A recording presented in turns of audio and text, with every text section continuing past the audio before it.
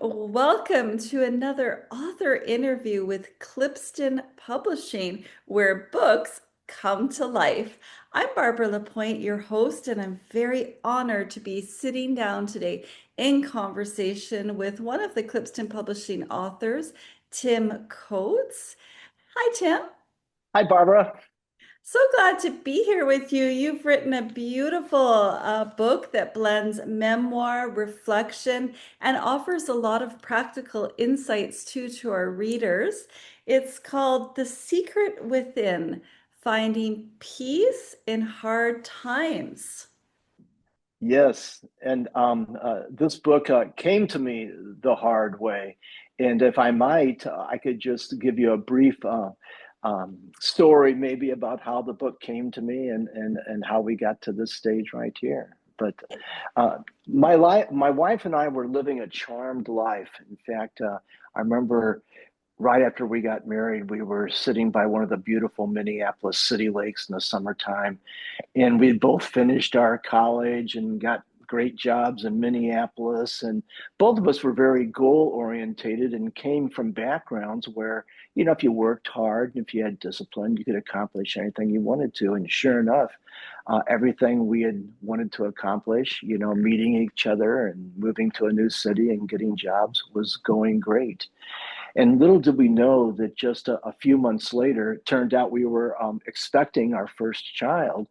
And about 10 months later, at 3:15 a.m., our first child was born on Easter morning. And as an expectant father, you're watching the whole process for the first time, and I'm counting legs and arms and fingers and toes and thinking we're all good. And suddenly, one of the nurse midwives who we were using at the time um, nodded to the other nurse midwife and said, "Did you see that?" And I'm thinking as a thought, what do you mean, see what? And there was a little bit of a rug burn looking thing on his back. And the other midwife just very sternly nodded her head. And then things got crazy busy. I was escorted out of the room. What's going on? Why is this happening? I was led to a small windowless conference room where a surgeon came in and said, "Your son was born with spina bifida," didn't introduce himself, said, "Your son was born with spina bifida, and we're taking him to surgery. Here's a pamphlet that might answer some of your questions." And he left. He was in the room maybe 30 seconds. I looked down at the pamphlet, and there were kids in wheelchairs and leg braces, and I couldn't breathe because I was, oh my goodness, what's happened here? And from that point in our life, our son, our first child, was born with a very severe case of spina bifida. He's now 44 years old, but his life has been a continuous sequence of stair step down in health. He's probably had 75 to 100 surgeries. At the present, he can't eat or drink or even communicate because of strokes that this is complications have brought on. So our life, we thought was on one trajectory, and it turned out to be on another trajectory. And throughout that process, I made a personal commitment that I was not going to let circumstance impact my life. And we were going to care for him in the way he needed to be cared for. And I had committed, and we had committed to be happy. Well, it turns out that was a lot harder than I expected. And it was really out of, I guess it's been a 44-year journey that this book arose. That is really hitting me in my heart and my stomach because that's all, to say it simply, it's almost like a birthing father's worst nightmare. Like your life Right. in that moment changed so much.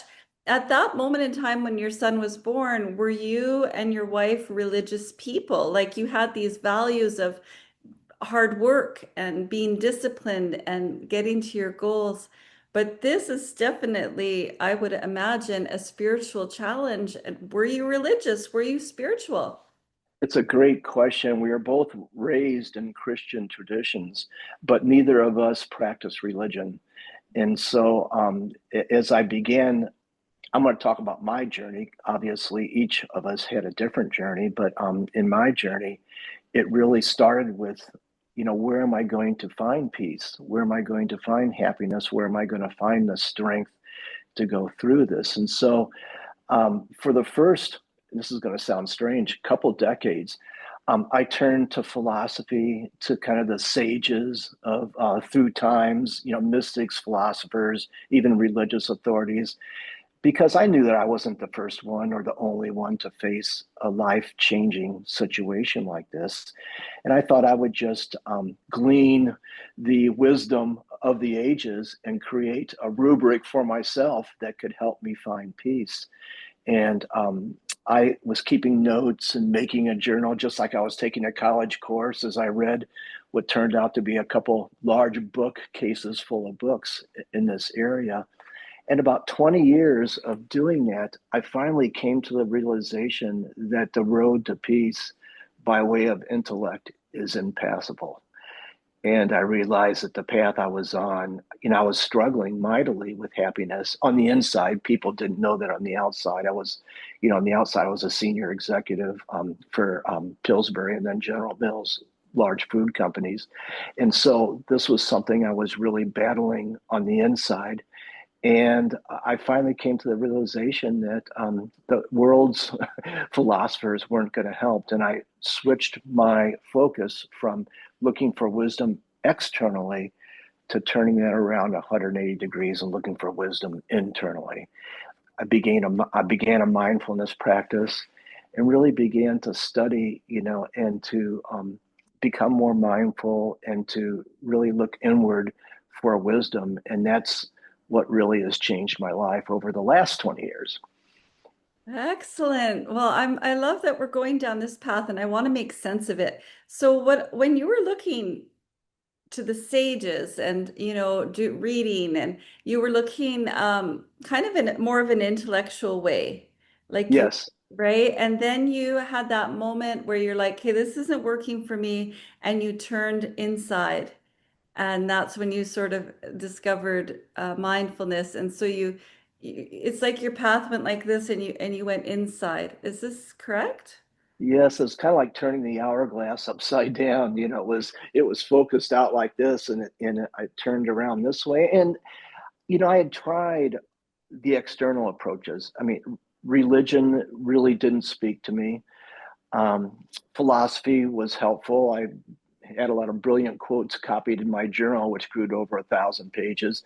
But it didn't really speak to my soul.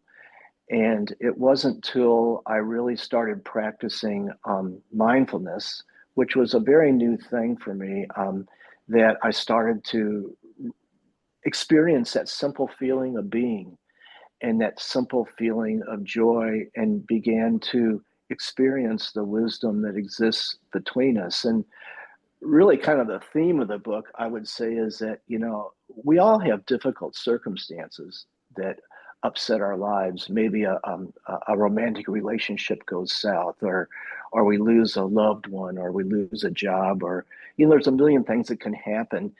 And so many times you see it, really upset people to the point where it changes their life and it changes their whole experience. And this need not be the case. And that's really what the book is about. Is it's living beyond the difficult circumstances of your life. That's a very compelling invitation because life, it can be very hard and it can be very challenging. I think people are looking for happiness, and even now we're living in some very challenging times. You wrote something that was quite interesting to me when you were describing the book, that you said it was also about letting go of the tyranny of thought. And I was like, oh, what does that mean? And how does the tyranny of thought relate to being mindful? It's a really good question. It seems like our minds are so active and we're always thinking about something. Perhaps you've had the experience of driving, to a location on the highway, and all of a sudden you get to your exit and you're going, oh my goodness, I don't even realize how, what happened between when I got on the highway and now when I'm getting off. And so our minds are always going. And what tends to happen when something difficult occurs in our life, is it's kind of like a wound we can't resist touching. We keep touching that wound in our thoughts and touching that wound again. And each time we touch it, all the emotions and all the difficulty come rushing back in. And so I think of the tyranny of thought as being, thought becomes what rules our life.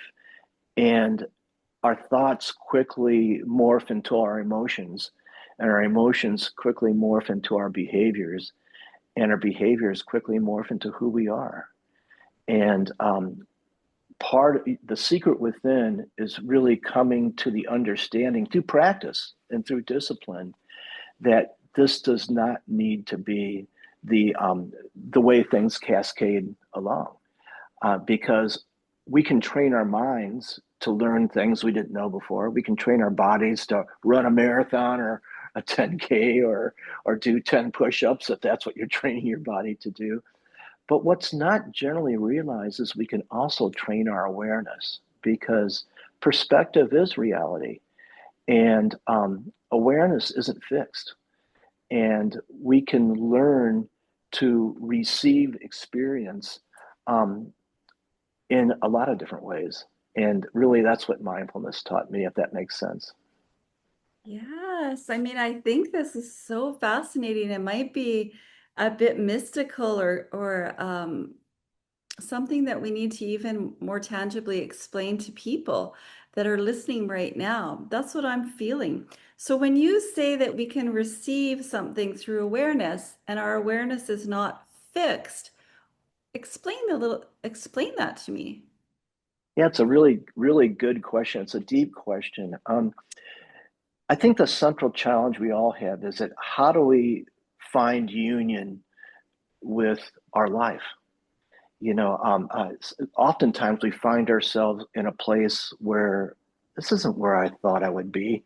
The Talking Heads have a great song. This is not my beautiful house. This is not my beautiful wife. And we Ah, find we find ourselves in one of those places. And we're going, how did I get here?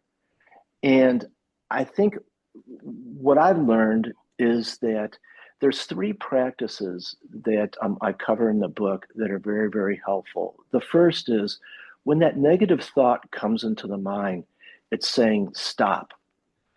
And it's almost like stopping if you have something playing on a Spotify list on your phone, a song playing. Hit the stop button, stop.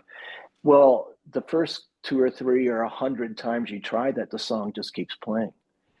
But with enough practice, you can teach yourself to say stop and take that disturbing thought that's beginning to shape your awareness and stop the thought in its tracks. And the next step then is to accept where you are right here, right now. Now that's really, really hard when something's going on that you didn't want, you don't like. And so this stop and this acceptance are kind of like a two-step dance. The first step is stop, and the second step is I'm going to accept without value judgment where I am right here, right now. And by practicing that throughout the day, and believe me, I practice it a lot. I still practice it a lot because there's difficult things that are happening in my life and with our son all the time. But I found that just like the first time I started running, I shared this in the book. I decided I was going to run a 10K, which is 6.2 miles. And I ran 3 blocks and I had to stop because my side hurt so much. I wasn't a runner, but I kept practicing and I kept practicing and practicing. And eventually I ran that 10K. And this stop and this accept are much the same way. If you expect to run the 10K on your first run, you're going to be really disappointed. If you expect to stop the troubling thoughts in your mind and accept where you at on the first try or even the 10th try, you're going to be disappointed. But it's something that you can inculcate into your being by continuously practicing. And that's kind of what I mean by changing your awareness, because once you learn to stop a troubling thought, and the cascading emotions that follow it. And once you learn to say, I'm going to accept right where I am, right here, right now, then there's an opportunity to shift your attention to something beautiful. And I've got a brief story um, to tell regarding that. Suddenly, one evening, our son was displaying behaviors that suggested he was having a stroke. And this was in the late afternoon, and we were out in Portland, Oregon. And my wife and I looked at each other and we said, we need to get him to a hospital like right now. So he was in a wheelchair. He's in a wheelchair, and we loaded him into the car. And my mind is racing so fast that I didn't know if I could safely drive and navigate the highways and the high bridge of Portland going down to the city to Oregon Health Science University Hospital.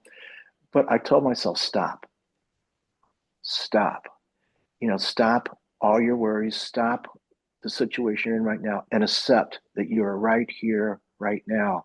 And I'd been practicing this for 5 years. And when I told myself to stop and to accept, I was able to do it because I was practiced. And then when we dropped over the high bridge into Portland, it's often rainy and cloudy in the time of year we were in Portland, but the sun had come out and it was beautiful. The city was shining and the Willamette River was shining. And I just shifted my attention to the beauty of that moment and kind of continued to forward with what we had to do and taking our son to the hospital. And it turned out he indeed did have a stroke. But it's an example of taking my awareness which was filled with terror and shifting that awareness to an awareness of peace where I had the clarity of mind to do mindfully what needed to be done, even though what needed to be done wasn't very pleasant. Yes, because that, I mean, that is kind of what you're describing to me, like a duality of life, because you had this, terror, the fear, you're taking your son to the hospital, you don't know what's going to happen. And then you made a choice and you were focusing on something beautiful and trying to bring yourself back to peace. Like there's like two dualities that were like oscillating in the same moment. Right, right. And good on you to say it so simply of just stepping into consciousness. You had to raise your consciousness to find this peace to get you through that moment. So is like part of this accepting the moment, which is step two in your steps, uh, synonymous with allowing or allowing or no, surrendering is the word. Is it like surrendering? Yeah, I think that this acceptance or I don't like the word surrender because it implies it doesn't mean this, especially in a religious context. I know it doesn't mean this, but it implies defeat. It implies capitulation.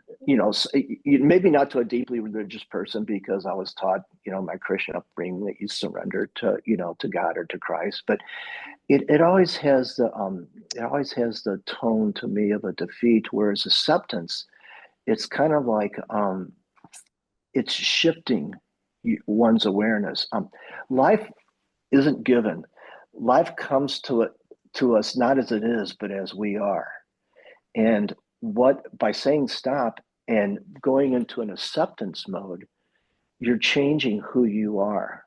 Not overnight. And again, I want to emphasize that someone listening to us might say, oh, I'm going to try that this afternoon.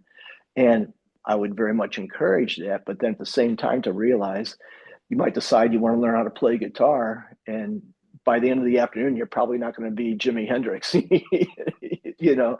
So, and this is the same way. And it's only one of the practices that I cover in the book.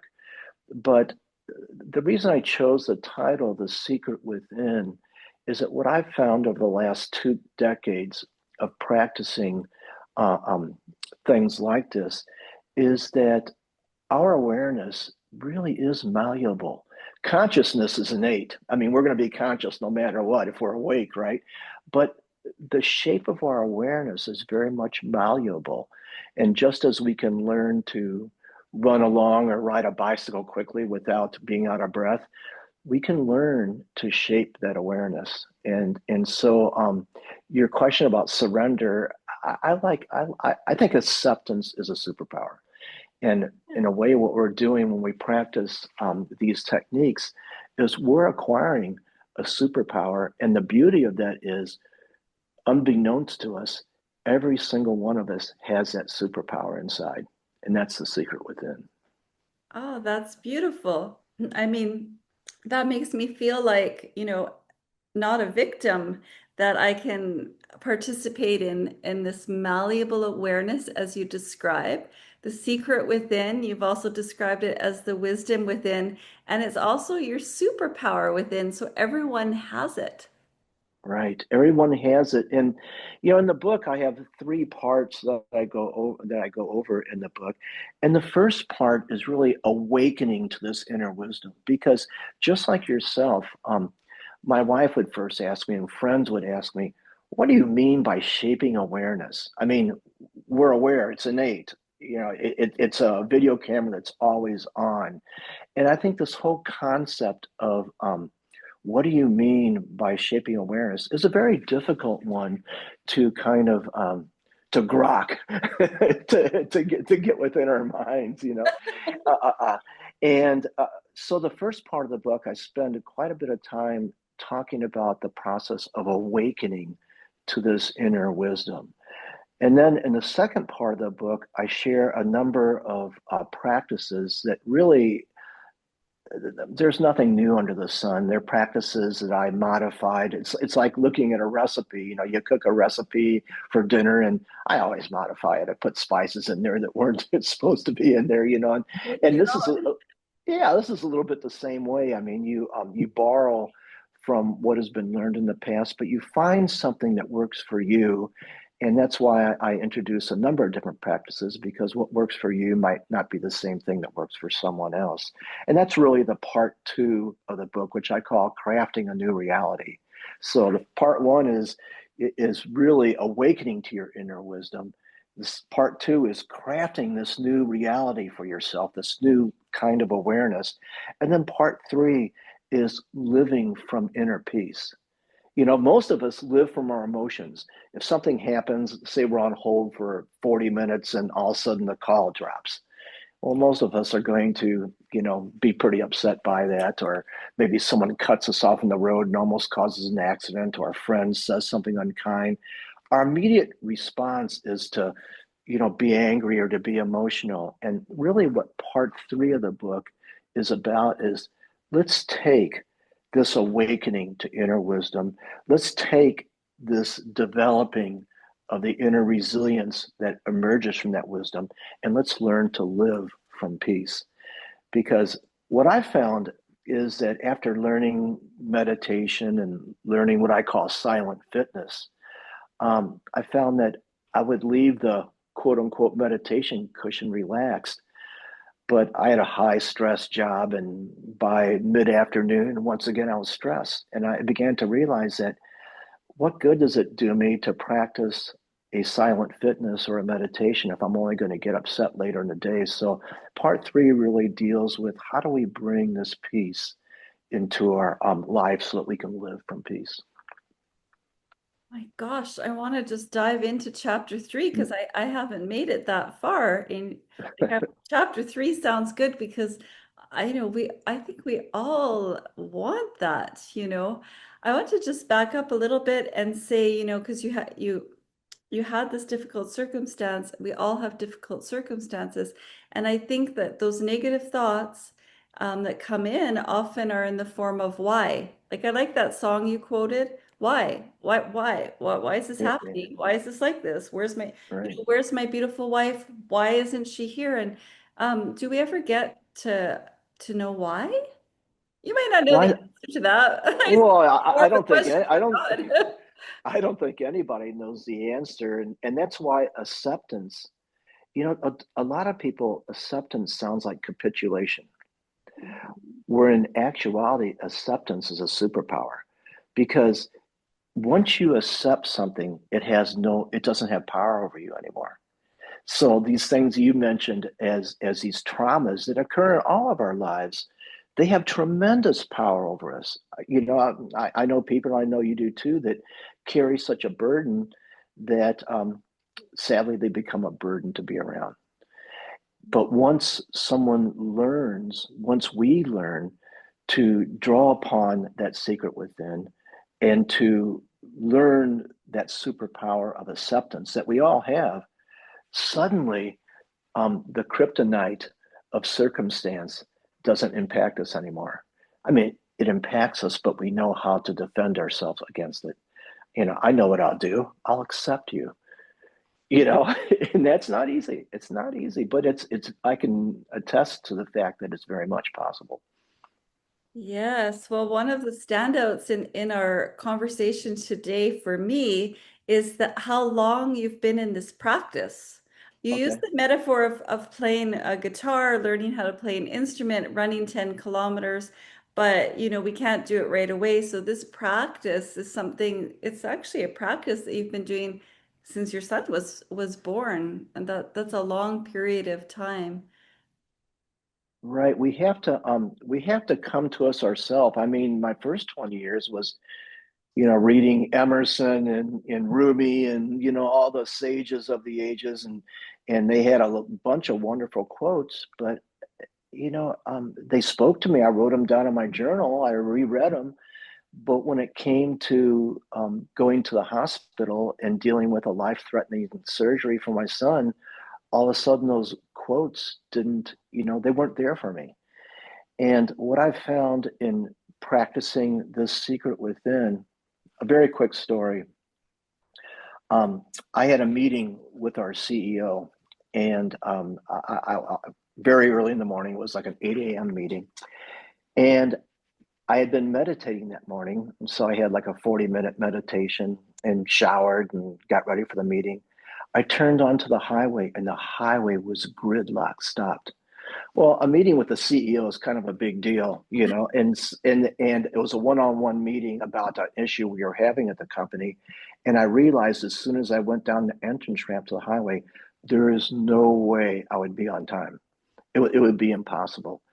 Well, I'm a fairly type A. That's an old term, but I'm a type A personality. I'm driven. I'm pretty intense. And normally, I have to admit that if I would have seen that stop traffic and known I was going to miss that meeting, I'd have been furious. Probably a string of words not fit for young ears would have come from my mouth. And coming down that highway, the very first thing, and this stunned me, the very first thing out of my mind was, oh no, I, ho- I hope there wasn't an accident and someone was hurt.